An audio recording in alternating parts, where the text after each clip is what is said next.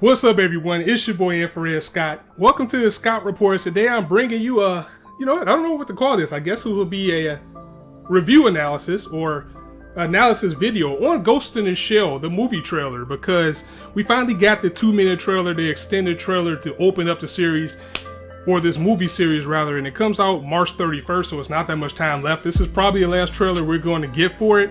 And Ghost in the Shell as a series is something that I hold very dear because it is in my top 15 franchises of all time. Cyberpunk and psychological is like among my favorite of the genre. So I don't know, at first I was a little bit enraged about it. I'm like everybody else. There's certain things that I don't want to see Hollywood take. I don't want to see Akira, I don't want to see Robotech, I didn't want to see this movie, but I have to admit there's more that we begin to see about this series. Like when they finally started giving us real footage besides that 5-second, 10-second bullshit, and even like the 1-minute trailer that we got, when we finally started getting real footage, I will have to say that I am cautiously optimistic about this movie coming out, with the controversy aside with Scarlett Johansson playing a major, and I'll get to that in a second. The reason why I'm so optimistic about this movie overall is because they're taking things from the original that are no doubt iconic. I mean, from the roof jump with her going to the camouflage to her taking down the thug in the alley, or not the thug, or the person who it is. I mean, come on, Ghost in the Shell came out in 1995, so anything here as spoilers, it shouldn't be, because I don't know how anybody hasn't seen it unless they aren't interested. So just to get that out the way. But also to see that they are actually adapting the shelling sequence, the making of a cyborg, the entire opening sequence from the movie. There are a lot of things there as a fan that you can like and indulge on, and hope that they do the best with this series. But I'm concerned about 2 things, maybe 3. Yeah, I'll just go ahead and say it's 3, but I'm concerned about a few things with this movie in general. And the first and main thing would be that I think it's going to be a little bit too preachy for the Hollywood audience. I mean, because overall Ghost in the Shell is not an action movie. It's not. It's more of a cyberpunk psychological thing. It's about finding oneself in these shells, people with their essences in these robot bodies, trying to find themselves and who they are and things like that. So that kind of ties into the second thing that I'm worried about. I do feel that all of the action scenes are probably shown in the trailer because, again, this is going to be a dialogue heavy movie if they're sticking to the original source. And things like seeing that she's going against a spider tank, something like that, personally, I would have rather have wanted to see when I got to the theater, because I think they're showing all of the action scenes in the trailer because it's not an action series. Of course, action is there, but there's not that much, action to begin with. Which leads to another thing that I'm kind of concerned about. I think they're trying to pull too much from Ghost in the Shell into this one movie, and it's ultimately either going to work really good or really bad. I don't think it's going to be any in between, because even longtime fans like myself, everybody knows that Ghost in the Shell operates on its own alternate universes for each one of the series that we've seen, from the movie to Ghost in the Shell Standalone Complex Season 1 and 2 Second Gig, and even Arise. They all exist in their own universes. I haven't read the manga, but I think that drastically differs from the rest of the media as well. And to see some of the things that they have in the movie, for example, the main villain, he seems like he's an amalgam of everybody that we've encountered in the Ghost in the Shell series, especially with some of the dialogue that he has. From, him saying they didn't take your life, they stole it. That's from Second Gig. That's from Kuze. I mean, overall, the antagonist in the first movie was the Puppet Master, so we can see things from that. I mean, it has to be dealing with the Puppet Master for some of the iconic scenes that we saw. And then it's the Laughing Man. The Laughing Man was basically an extension of the Puppet Master in the Standalone Complex series, and even going to Arise, which is a monster in itself, because people didn't know what Arise was. And honestly, after I finished it, I still didn't know what Arise was, because it was being sold as a prequel. And I watched the television version of it. I didn't watch the OVAs. I watched the 12-episode series.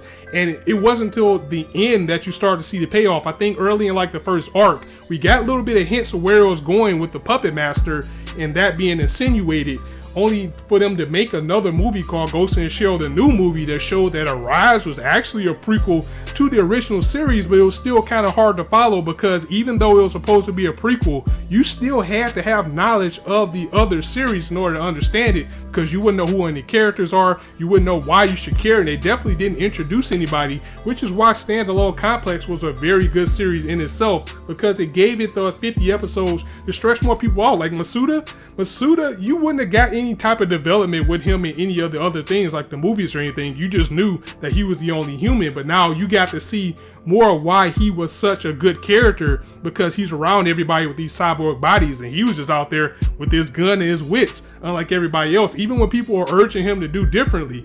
So I think that type of thing is going to be missed in the movie. And also they're trying to pull from too many strings, because even with the rise, I mean, I know it's just going to be an Easter egg probably, but they showed the Major actually in the red jumpsuit from Arise, and I'm pretty sure that's going to be a flashback scene. And with them merging all of the antagonists together into one, it might begin to lose its control a little bit, and that's one of the things that I'm worried about the series overall. And the next thing that I want to point out is, of course, we have to talk about the controversy of Scarlett Johansson being cast as the Major, because, yeah, she's not Asian. We get that. But if you think about it, look at anime. Naruto straight up has blonde hair and blue eyes. He looks like a white boy.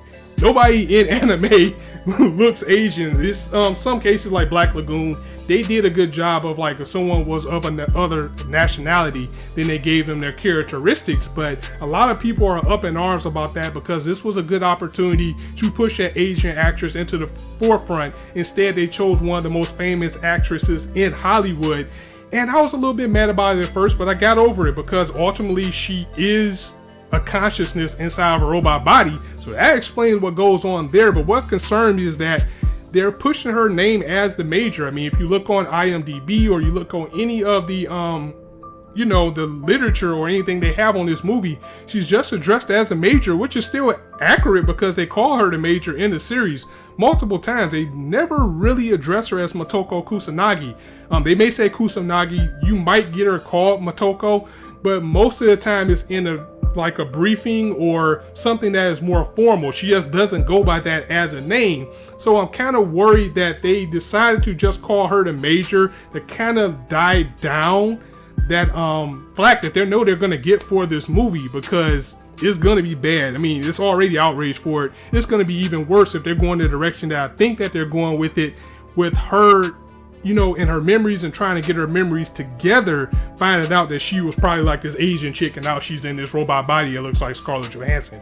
I mean, if it goes that route, even I would be disappointed. But that leads to another thing as well, because the characterization of the Major itself, it seems like they're trying to Hollywood it a bit by making her want to get vengeance on his puppet master or Kuze or whoever he's going to be in this movie, by saying, I'm going to find him and I'm going to kill him. That's not how she is at all, and I'm a little bit let down by that, because in the series, in all forms of it, from Arise to Standalone Complex to even the original movie, when she started to find out that maybe it was more to what it was seemed about her Ghost in the Shell, she was actually intrigued. She wanted to learn more about herself and find out about herself, not take down the nemesis. And I think that's just Hollywood putting their hands in it to appease to the action fans, because they know not everybody's going to want to sit through this whole movie.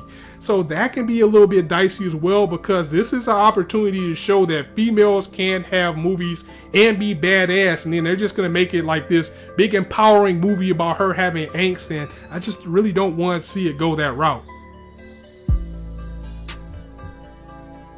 But yeah, I am going to see this movie with the utmost of optimism, because I really want it to do good. We need a good anime movie on the American forefront, because that Rurouni Kenshin movie was the perfect example of how to do an anime movie right. And I'm hoping Ghost in the Shell can hit on that level. I know they're going to take some liberties for Hollywood. They have to. But I hope it's done in the fact that it still keeps the essence of the original. I hope people still enjoy it. And yeah, I just wanted to make this video to get my thoughts out there, get my thoughts, predictions, and what I expect from it. I definitely want to know what you guys think about it as well. Are you going to go check this movie out? Are you going to go see it? Are you just going to wait till it comes out on rental? Or are you just going to bash it without seeing it? I want to know what you guys think as well. Me personally, I cannot wait to see it, and I really hope it's done well, mainly because Ghost in the Shell is among the anime trendy. If you don't know what that is, that's Ghost in the Shell, Akira, and Ninja Scroll. It's like those three movies pretty much were part of the big boom, along with the Studio Ghibli films and Ghibli films. That's like part of the uprising of anime in America. Those were the things that kind of pushed it forefront, showed that it was here, showed that it was different. And a lot of people like myself, or maybe older or younger, you've seen these movies at some point and you just say, wow. I mean, I know Ghost in the Shell was one of the movies that I've seen, and when I saw it, I didn't like it at first because I was a little bit younger when I saw it. But when I went back and watched it again when I got older, I realized the psychological aspect. I realized the message that it was trying to get across from me. And I was like, wow, this was really good. And Akira speaks for itself. I mean, it showed that anime isn't just, Dragon Ball or ecchi or these happy-go-lucky things. It showed that it deals with real circumstances and it could take you into another world. And the same goes with Ninja Scroll. Ninja Scroll is one of the most badass animes I've ever seen in my life, and that got so much exposure that it was on MTV. So to have one of the staples of the anime boom now being adapted to live action is good, but if it's done wrong, it's gonna be bad, really bad, and I don't think it's going to be forgiven, and it's already on the wrong foot with the casting. So I'm really hoping it can change my mind about it.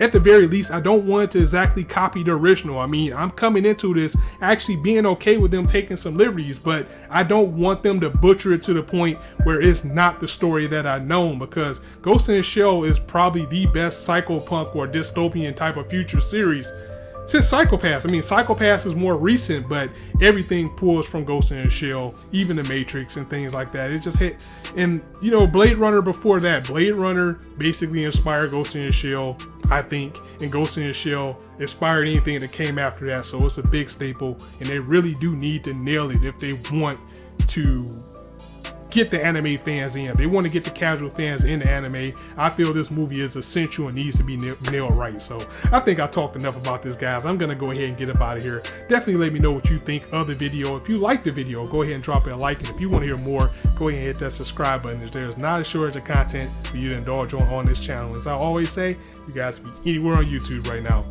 but you chose to listen to me, and I really appreciate that. So thanks for stopping by. On that note, it's your boy Scott signing out. See you soon.